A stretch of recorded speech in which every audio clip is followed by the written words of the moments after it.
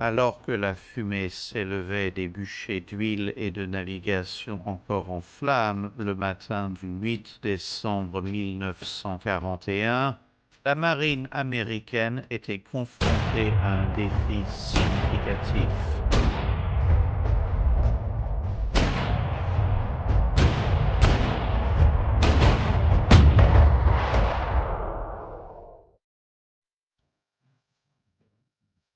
6 cuirassés, y compris le vieux navire d'entraînement Utah, avaient été coulés ou étaient en train de couler, et les 3 restants avaient tous été endommagés à divers degrés.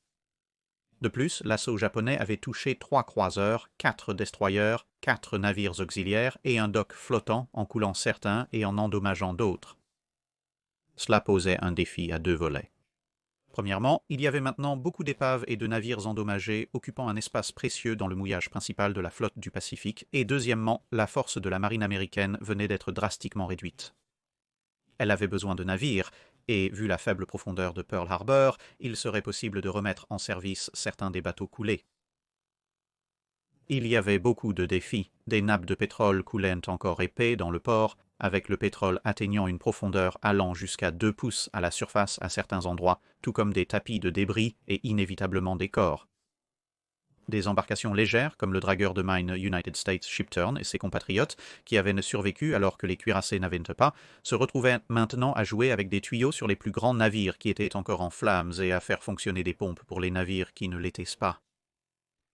Bien qu'il soit assez clair que l'Arizona était probablement une perte totale, bien que cela ne soit pas tout à fait clair car elle était encore couverte d'un nuage de fumée qui obscurcissait la partie avant du navire, les efforts pour combattre les incendies sur les parties de l'Arizona qui restaient au-dessus de la ligne de flottaison ont continué, en partie parce que les efforts en faveur du Tennessee étaient entravés par d'épais nuages de fumée noire étouffante qui s'échappaient de l'Arizona, et en partie parce qu'il y avait des craintes d'une suite d'une attaque aérienne japonaise pour laquelle une grande plaque de pétrole et de navires en flammes ferait un excellent repère.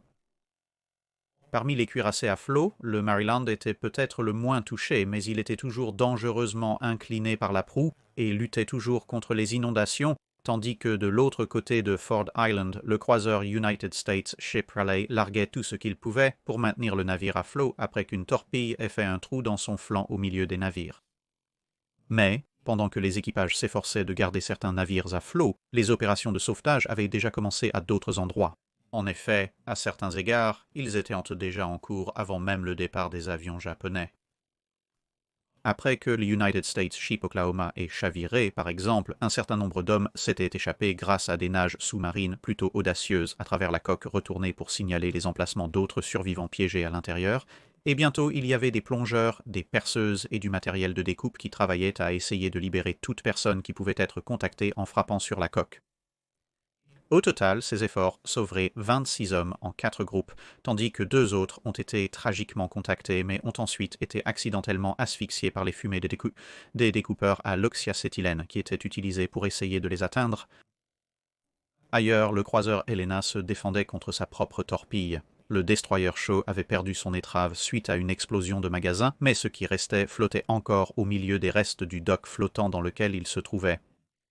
Et le cuirassé Nevada menait une bataille lente mais perdante contre les inondations progressives, un mélange d'eau et d'huile avançant de cloison en cloison, car il a été découvert que des passages à travers des zones qui étaient censées être étanches ne l'étaient pas pour diverses raisons. Seul son échouage sur une corniche de corail l'a empêché de glisser sous les vagues, comme beaucoup de ses compagnons. Heureusement, il y avait quelques officiers de passage qui seraient particulièrement utiles. Le lieutenant-commandant Lebus Curtis Scan, par exemple, était en transit vers la mer Rouge pour aider la Royal Navy à dégager certains navires que les Italiens avaient coulés dans un port en Érythrée, ce qui est maintenant l'Éthiopie. Il était un expert en récupération et donc il se dirigeait là-bas pour les aider à rouvrir le port, mais maintenant, au lieu d'être à Hawaï pour une escale de quelques jours, il a été appelé à l'action pour aider aux efforts de sa propre flotte. Le porte-avions United States Ship Enterprise a fait une brève apparition, mais peu importe combien l'équipage et les pompes du porte-avions et de ses escortes auraient pu être utiles, elle était nécessaire ailleurs, et la force était bientôt de retour en mer. De retour dans le port, le commandant du California, le capitaine Wallin, avait les doubles avantages parmi les autres capitaines de cuirassés d'être à la fois vivant et indemne, et d'avoir son navire sur une quille relativement égale par rapport à certains autres, même s'il n'allait nulle part rapidement, avait encore des incendies à bord et s'installait progressivement. En tant que tel, il a été envoyé pour commencer une tournée du port afin de déterminer quels navires étaient encore opérationnels et quels équipements étaient encore opérationnels, en commençant par les croiseurs. L'United States Ship New Orleans pourrait être principalement prêt en une journée. L'United States Ship San Francisco était en parfait état, mais les travaux de quai devaient encore durer quelques semaines. L'United States Ship Honolulu avait subi un quasi-miss qui avait inondé plusieurs magazines et travaillait toujours à contrer l'inondation, mais pourrait être prêt à nouveau relativement bientôt ou au moins mobile. Le United States Ship Helena n'allait bien sûr nulle part rapidement et a été donnée la priorité pour le calage à sec car elle pouvait au moins être déplacée par des remorqueurs, ce qui était plus que ce que l'on pouvait dire pour les cuirassés qui avaient tous subi des dommages sous-marins significatifs ou étaient piégés. Seul le Pennsylvania et peut-être le Tennessee étaient dans un état pour même commencer à penser à bouger, encore moins à se battre. Il y avait cependant une lueur d'espoir dans le grand nuage alimenté par le pétrole. À part le dock flottant sec dans lequel se trouvait le destroyer United States Ship Shaw et qui était maintenant coulé, tous les autres cales étaient essentiellement intacts, tout comme le système ferroviaire que la base utilisait pour déplacer des choses, comme des machines lourdes. Les ateliers, ainsi que les grues statiques et flottantes, étaient tous indemnes, et les quais, les navires de réparation, les fournisseurs et la plupart du personnel d'ingénierie et de construction navale sur place étaient également tous intacts, à l'exception du Vestal qui était en train d'essayer de se sauver lui-même. Les réservoirs d'huile intacts signifiaient également que toutes les machines pouvaient fonctionner pratiquement 24 heures sur 24 si nécessaire, et la cale sèche 2, qui n'était pas prévue pour être terminée avant un certain temps, prévoyait d'ouvrir vers Pâques 1942 était en fait bien en avance sur le calendrier et, dans une certaine mesure, pouvait déjà recevoir des navires.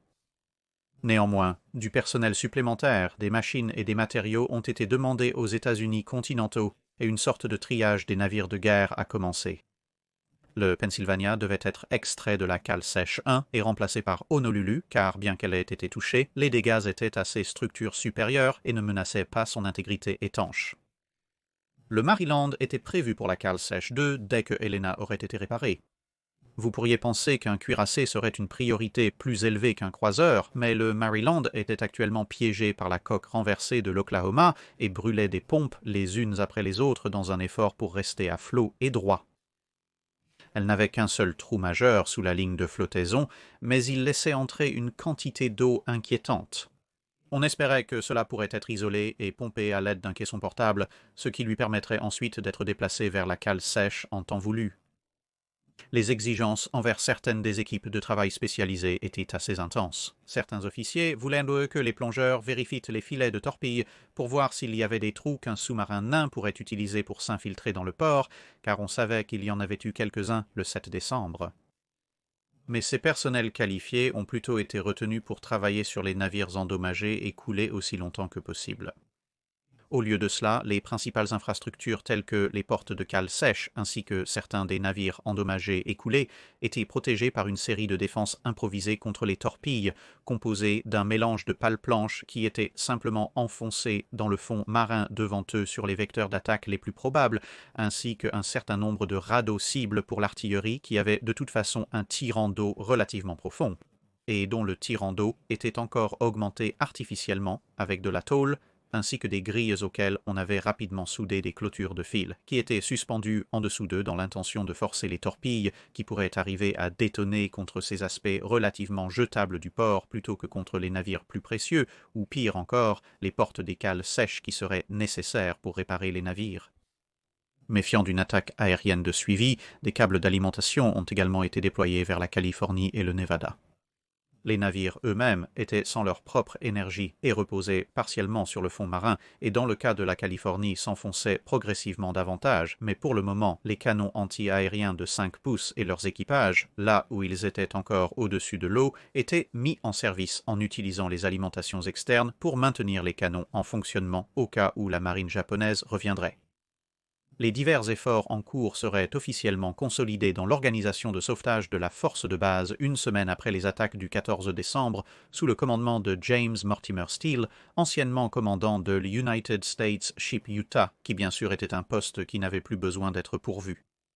Le rôle de la nouvelle organisation était explicite et permettrait à la base elle-même de se concentrer sur les réparations, les réaménagements et le réapprovisionnement des forces de combat toujours actives qui passeraient par Pearl Harbor au cours des prochains mois et éventuellement des années. Le lieutenant-commandant Curtis, l'officier de sauvetage dont nous avons parlé plus tôt, s'est retrouvé à la tête, sans surprise, de la section de sauvetage des navires, les autres sections étant les services et le matériel, l'ordonnance s'occupant des canons, des munitions, du personnel, de la plongée, des magasins de sauvetage, des travaux publics pour faire le lien avec les entrepreneurs civils, surtout ceux qui se précipitent pour terminer le DocSec 2 et travaillant sur les DocSec 3 et 4, et enfin la section des réparations.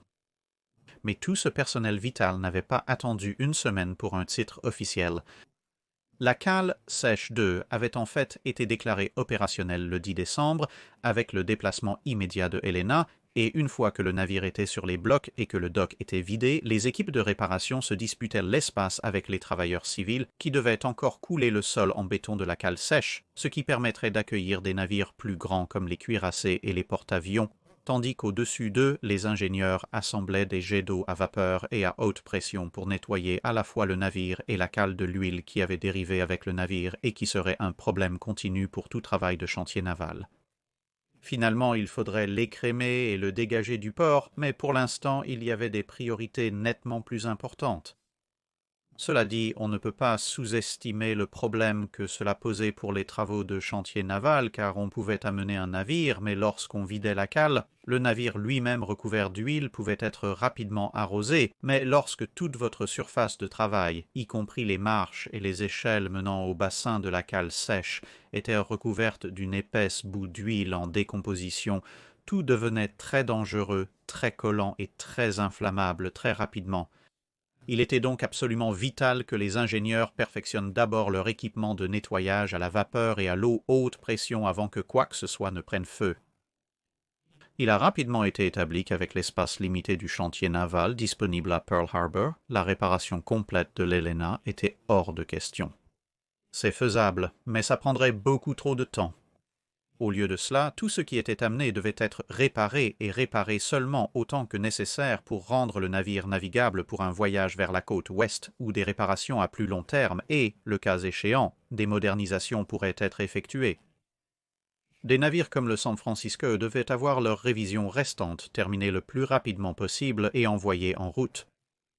Cela devrait permettre le passage de certains des navires encore techniquement à flot avant que leur système ne tombe en panne et qu'ils ne coulent également, et cela signifierait également que la pleine capacité des quais de Pearl pourrait être utilisée dans l'effort de sauvetage, tout en restant disponible à relativement court préavis en cas de retour de navire avec des dommages de combat. La règle générale était que tout ce qui nécessitait plus d'un mois de travail, à moins qu'il ne s'agisse de réparer un navire pour le rendre navigable, devait être fait de retour sur le continent des États-Unis. Les premiers problèmes que la nouvelle organisation devait surmonter étaient un manque d'espace de stockage pour le matériel récupéré des navires, un manque de main-d'œuvre, et le fait que l'un des atouts clés, le navire de réparation Vestal, avait été touché par 2 bombes puis par l'onde de choc de l'explosion de l'Arizona juste à côté de lui. En conséquence, elle était actuellement échouée et devait veiller à sa propre survie. Le problème de main-d'œuvre a été au moins résolu en recrutant des marins nouvellement arrivés, ainsi que des parties de l'équipage de Californie, de Virginie occidentale et du Nevada. Les navires identifiés comme prioritaires pour les efforts de sauvetage étaient le Tennessee, la Californie et le Nevada, car ces navires semblaient être les plus faciles à récupérer. Le Maryland n'était pas sur la liste car, comme il n'avait pas techniquement coulé, il ne relevait pas de l'opération de sauvetage mais plutôt de la base navale principale. Chaque navire s'est vu attribuer son propre officier de projet ainsi qu'un groupe d'hommes avec des ingénieurs et des officiers de contrôle des dommages des navires eux-mêmes également affectés au groupe en raison de leur connaissance préexistante de la disposition de leur propre navire. Le West Virginia a été identifié comme une 4e priorité et un arrangement similaire a été mis en place pour y travailler. Pendant ce temps, le Saratoga et l'Enterprise, avec leurs groupes d'escorte respectifs, passaient par le port à différentes occasions, ce qui compliquait quelque peu les choses car les navires et les bateaux faisaient une danse joyeuse autour de chacun, se dirigeant dans toutes sortes de directions. Malheureusement, malgré des efforts héroïques, le California s'enfonçait progressivement sous les vagues. L'eau entrait plus vite que les pompes ne pouvaient suivre, et le navire glissait dans une banque de limon jusqu'à ce que seules certaines parties de la superstructure et les tourelles de la batterie principale supérieure soient visibles. Ce n'était cependant pas faute d'avoir essayé. Des chevaux, des câbles en fil de fer et même une chaîne autour de la barbette de la deuxième tourelle ont été essayés dans une tentative de garder le navire près du quai, mais tout ce que cela a accompli a été une série de bruits forts lorsque les différents amarrages se sont séparés, et dans un ou deux cas où les câbles étaient particulièrement solides, les bollards auxquels ils étaient attachés ont simplement été arrachés de leur socle. L'attention s'est ensuite portée sur le Nevada qui avait également été enchaîné pour l'empêcher de glisser du grand rocher qui soutenait la poupe.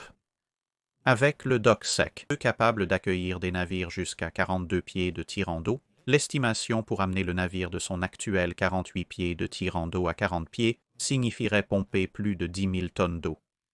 D'autres plans pour réduire encore davantage son tirant d'eau ont été envisagés, mais la quantité d'eau qui devrait être déplacée était vraiment ridicule.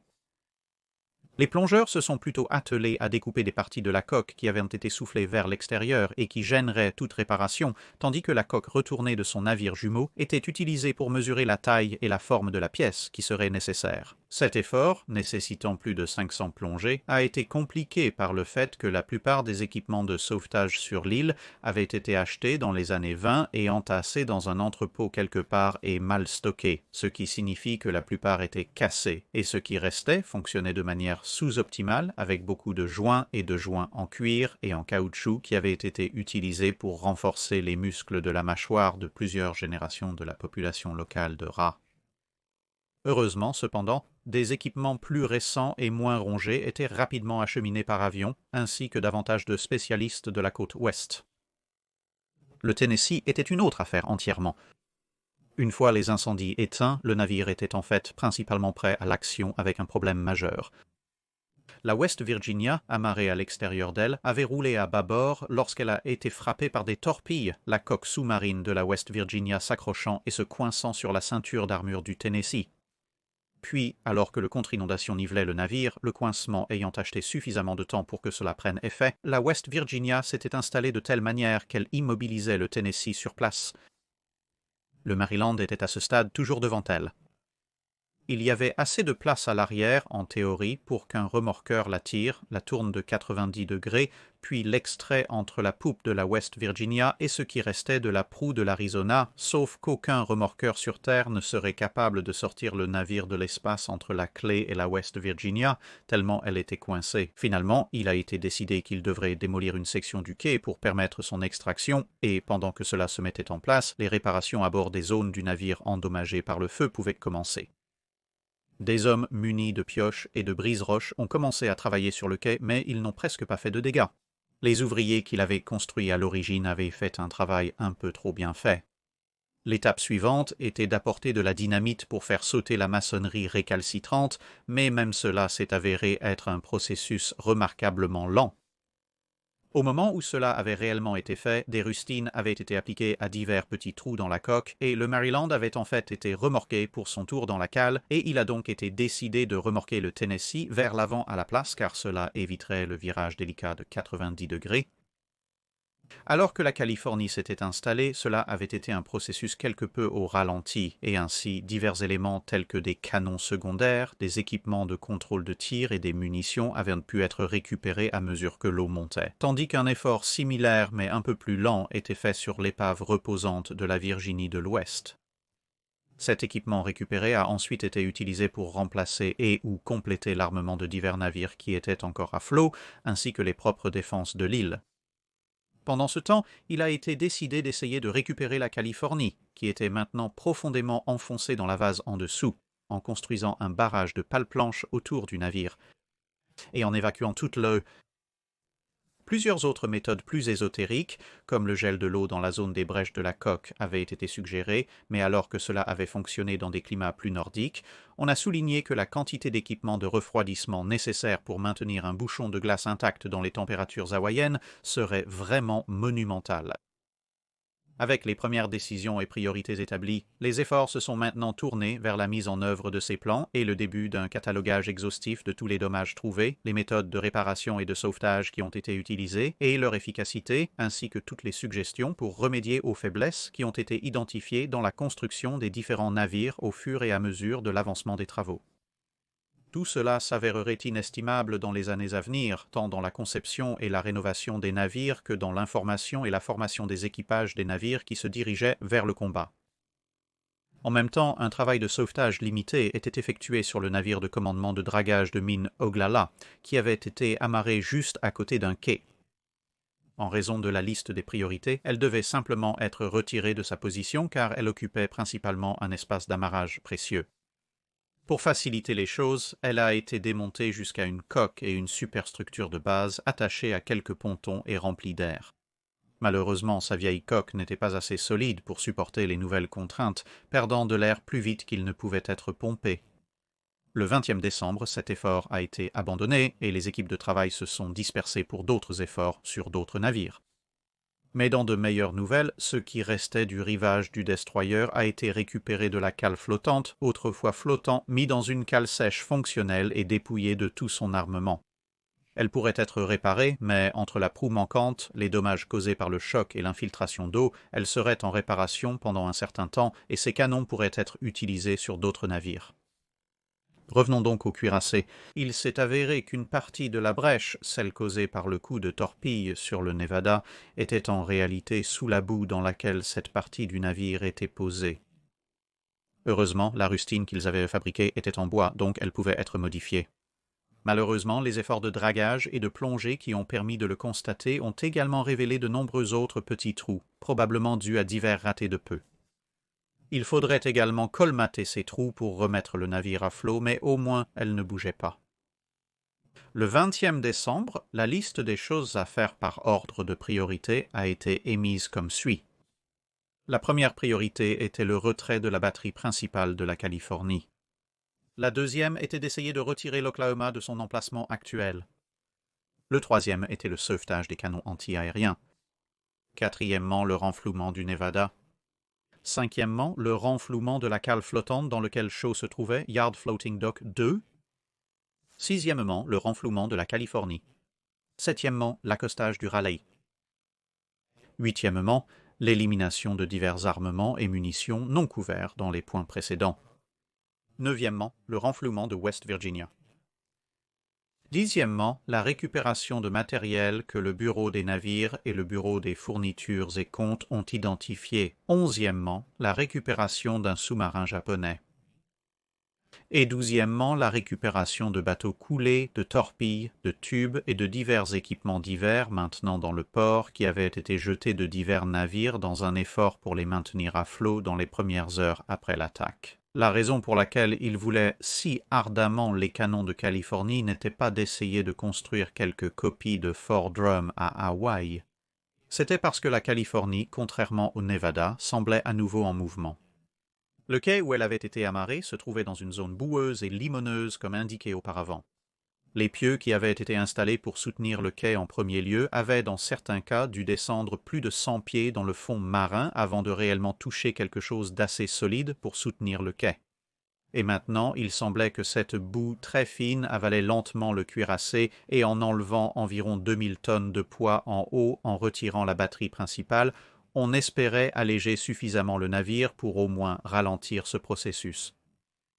L'idée pour son sauvetage était toujours d'aller avec une pale planche en coffre-d'âme, mais ce matériel était en train d'être acheminé vers un port aux États-Unis par train et était à plus d'1 mois d'arrivée, sans parler d'être installé.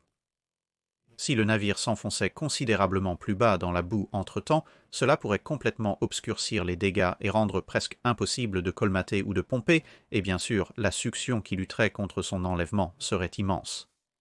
Et donc, les sommets de la tourelle ont été enlevés et les canons ont été sortis. Ailleurs, dans la cale sèche 1, le retrait de Pennsylvania signifiait que le dock pouvait être vidé et que les deux destroyers présents, Cassin et Downs, pouvaient être examinés. Les nouvelles ici n'étaient vraiment pas bonnes.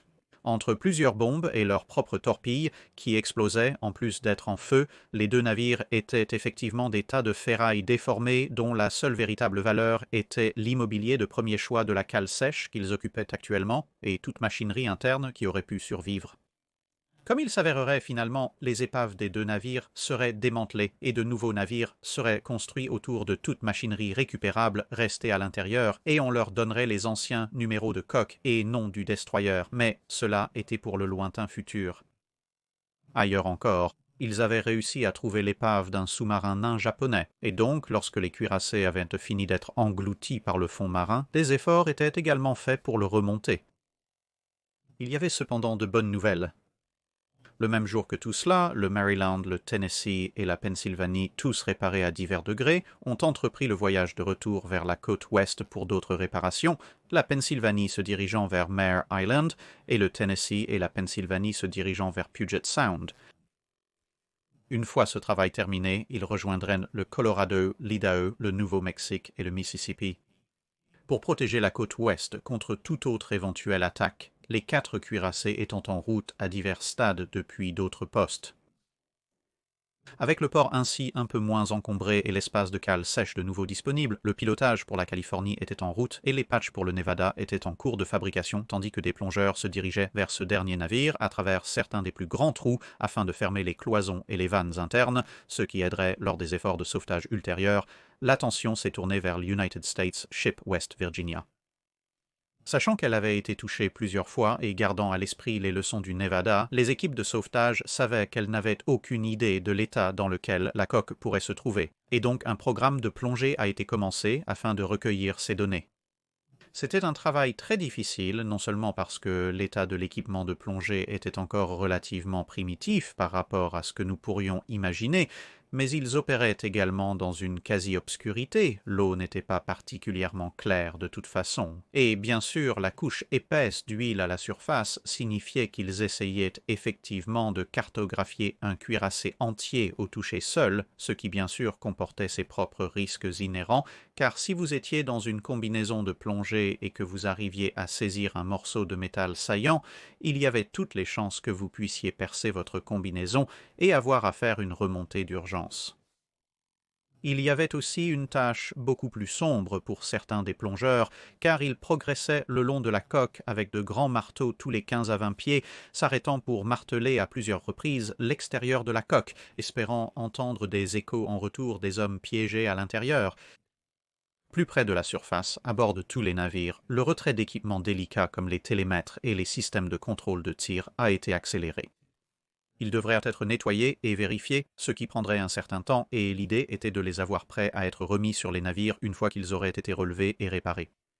Bien que les éléments individuels ne pesaient pas tant que ça, collectivement cela s'additionnait, et bien sûr ces articles étaient relativement hauts sur les navires, dont la stabilité à ce moment-là était bien sûr quelque peu discutable, et le deviendrait encore plus lorsque la flottabilité différentielle commencerait lorsque de l'air serait pompé en eux. On envisageait de mettre un bâtard d'eau autour de l'Arizona. Le navire était une perte totale, mais cela faciliterait la récupération de l'équipement et des corps. Au final, cependant, la dépense n'a pas été jugée à la hauteur de l'effort, et à part quelques récupérations mineures sur la section arrière et une série prolongée de plongées pour accéder à certains des objets de faible encombrement de grande valeur, comme le coffre-fort contenant la caisse de paye du navire, le navire a été largement laissé seul à la fin de l'année. C'est également vers cette période que les premiers rapports de Virginie occidentale sont arrivés. Malgré une coque ressemblant à un fromage suisse à cause de divers quasi-accidents, coups directs et dommages d'éclat, le navire était en fait en bien meilleur état que beaucoup ne le soupçonnaient et il a commencé à devenir évident qu'il pourrait effectivement être sauvé. Et avec cette nouvelle, les équipes de sauvetage se sont lancées dans ce qui était désormais une routine semi-familière, dégageant les ponts, récupérant l'équipement et enlevant les dégâts ou les parties superflues de la superstructure et préparant le retrait de la batterie principale. Alors que 1941 se transformait en 1942, tout changeait. L'amiral Nimitz avait remplacé l'amiral Kimmel à la tête du commandement. Le rythme des opérations de sauvetage commençait à se tourner vers les préparations pour renflouer les navires et l'ensemble de l'opération de sauvetage allait recevoir un nouveau patron. Le capitaine Steele allait être promu et le capitaine Wallen, ex-commandant de la Californie, allait prendre les commandes. Et c'est un bon point pour laisser les choses pour cette semaine. Rendez-vous la semaine prochaine alors que les efforts pour élever la Californie, le Nevada et la Virginie de l'Ouest commencent et que les gens commencent à se demander quoi faire de l'Oklahoma.